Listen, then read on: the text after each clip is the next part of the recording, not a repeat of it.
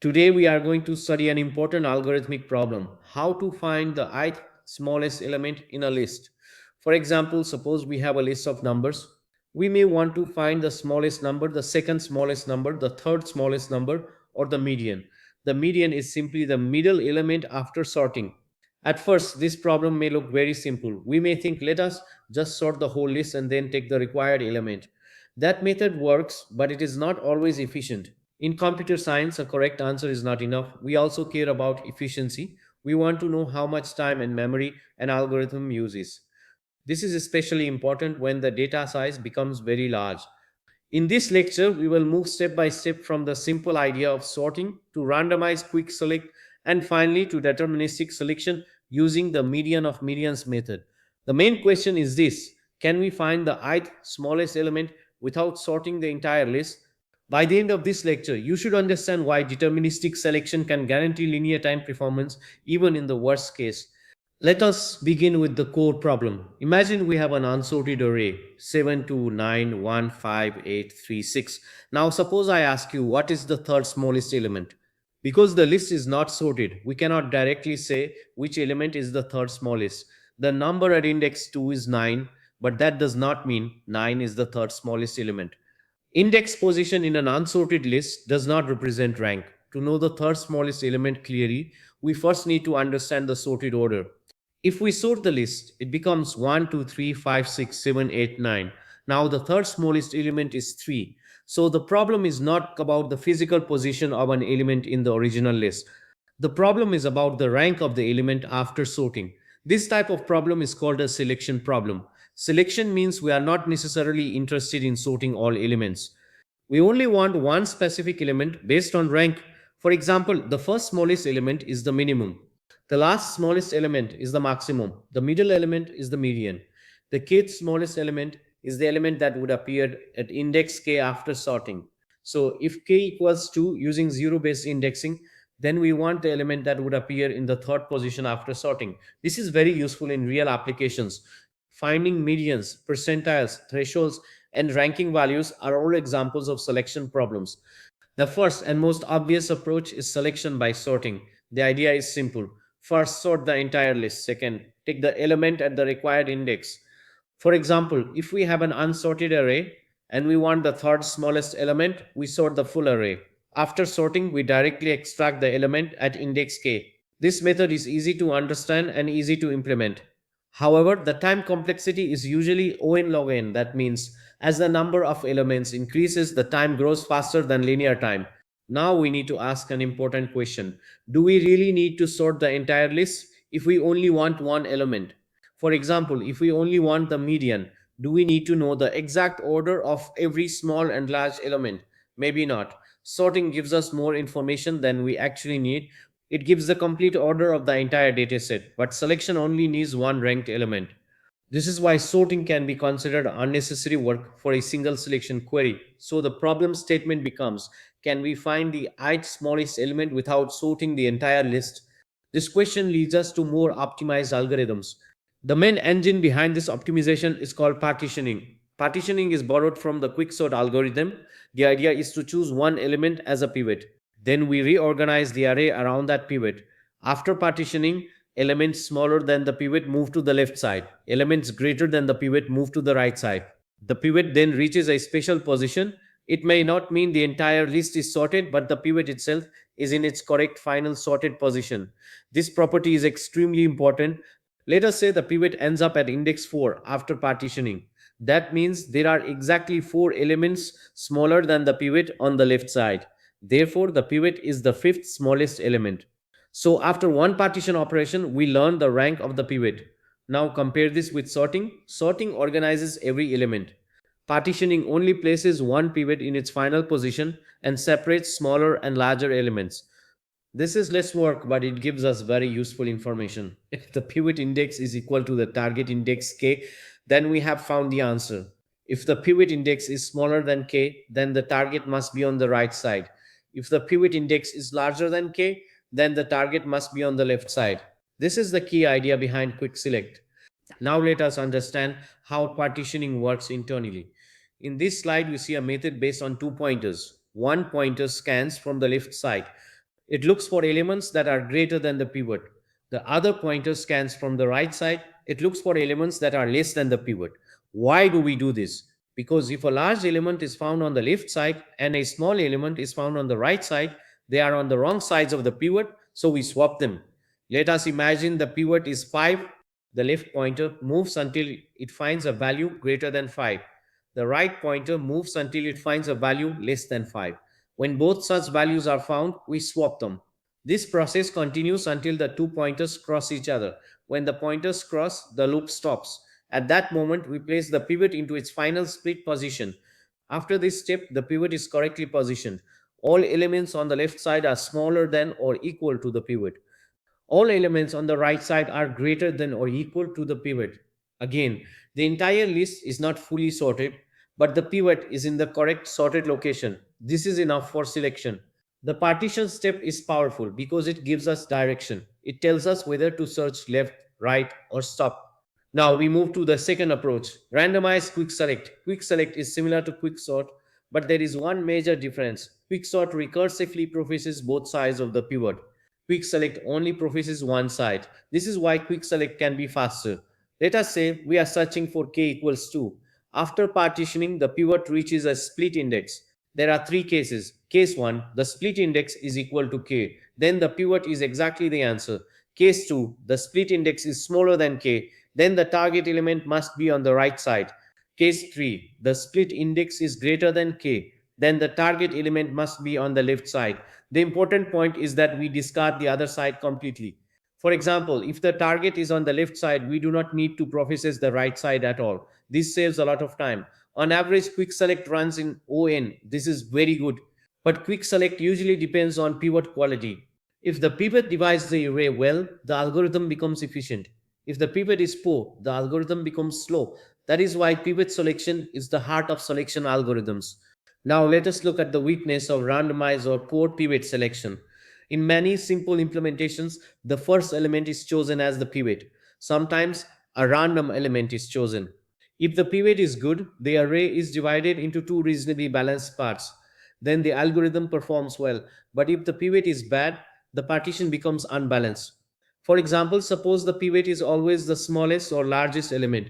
Then after partitioning, one side becomes almost empty and the other side contains almost all remaining elements. In this case, we do not reduce the problem size effectively. Instead of cutting the problem roughly in half, we only remove one element at a time. This leads to poor performance. The average time complexity of randomized quick select is ON, but the worst case time complexity can become ON quadrid. This worst case occurs when bad pivots are repeatedly selected. For small inputs, this may not matter much. But for large data sets or mission critical systems, worst case performance matters. If an algorithm is fast on average but can become very slow in the worst case, it may be risky for systems that require predictable performance. So now the question becomes, can we choose a pivot in a more reliable way? This leads us to deterministic selection. Deterministic selection improves the pivot selection process. Instead of choosing a pivot randomly, it calculates a pivot carefully. The goal is to guarantee that the pivot is good enough. This does not mean the pivot must be the exact median every time. Finding the exact median directly would itself be a selection problem. Instead, deterministic selection finds an approximate median that is good enough to divide the list safely. The method is called the median of medians algorithm. The steps are: first, split the unordered items into groups of 5. Second, sort each small group and find the median of each group. Third, recursively find the median of those medians. Fourth, use that median of medians as the pivot for partitioning. This pivot is not random, it is chosen in a structured way. Because of this, the algorithm avoids the bad pivot problem. The result is a worst case time complexity of ON. This is very powerful. Randomized quick select gives ON average time but ON quarter worst case time. Deterministic selection gives ON worst case time. That means its performance is more predictable. Now let us understand the median of medians method step by step. The first step is chunking. We divide the original list into groups of 5 elements. For example, if the list has 100 items, we create 20 groups of 5 elements each. Why groups of 5? Groups of 5 are small enough to sort quickly, but large enough to provide useful median information. For each group of 5, we sort the group and extract its median. In a group of 5, the median is the third element after sorting. These medians are collected into a separate list. This new list of medians represents the central tendency of different parts of the original array. It is like taking a sample from different regions of the data. The goal is not to completely sort the original array, the goal is to find a reliable pivot. So the original list is compressed into a smaller list of medians. This smaller list is then used to estimate a good pivot. This is why the process is sometimes described as a sieve. It filters the array and extracts representative median values. After creating groups and extracting medians from each group, we now have a list called medians. If this medians list is small, we can sort it directly and take the middle value. But if the medians list is still large, we recursively apply the same process. That means we again divide the medians list into groups of 5, find each group median, and continue until we get a suitable median. This recursive process gives us the median of medians. Now, an important point, we are allowed to sort each small group because each group contains only 5 elements. Sorting a group of 5 has very small cost. It does not dominate the total complexity. This is different from sorting the entire original list. Sorting the full list costs O n log n. Sorting many tiny groups of psi 5 still behaves linearly overall because each element belongs to only one small group at that stage. So we use small sorting operations to help us find a strong pivot. This is the clever part of the algorithm.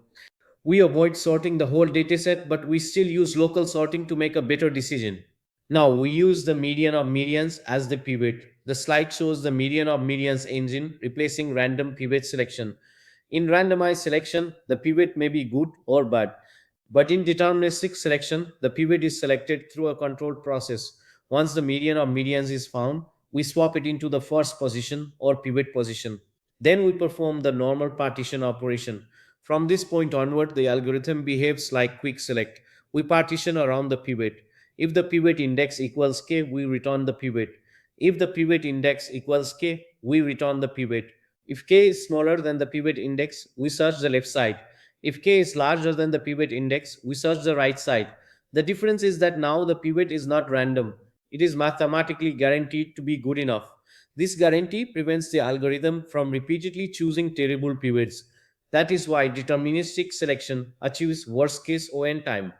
The word perfect here does not mean the pivot is always the exact median. It means the pivot is reliable enough to guarantee balanced progress. In algorithm design, this is a very important idea.